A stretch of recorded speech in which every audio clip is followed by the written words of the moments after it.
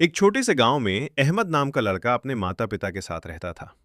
अहमद बहुत ही मिलनसार और ईमानदार था। वो रोज अपने घर के छोटे खेत में काम करता और पढ़ाई में भी अच्छा था।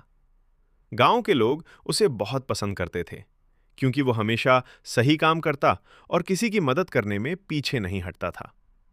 एक दिन अहमद खेत में काम करता था। अचानक उसकी नजर जमीन पर कुछ चमकता हुआ चीज पर पड़ी।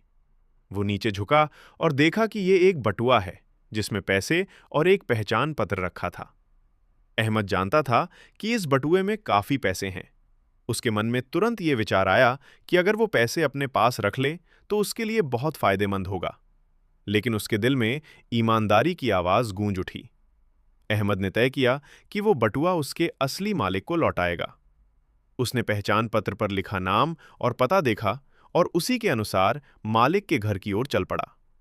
रास्ते में वो सोच रहा था, अगर मैं पैसे अपने पास रख लूं तो कोई क्या जानेगा।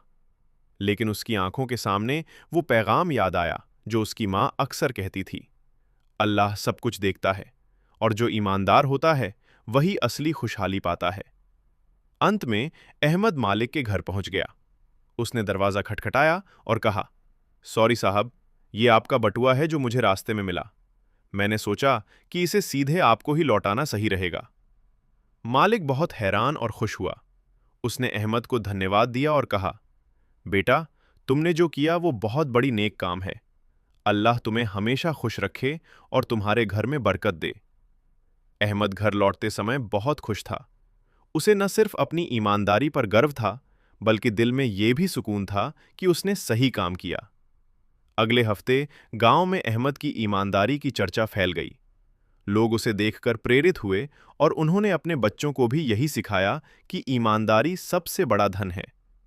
इस कहानी से ये शिक्षा मिलती है कि असली सफलता और खुशी पैसों में नहीं, बल्कि ईमानदारी और नेक काम करने में है। अल्लाह हमेशा अपने बंदों को देखता है और जो सही राह पर चलता है वही उसका इनाम पाता है। अहमद की तरह हमें भी हमेशा सच्चाई और ईमानदारी के मार्ग पर चलना चाहिए, चाहे परिस्थितियां कैसी भी हों। यही इस्लामी नैतिकता का सबसे बड़ा संदेश है।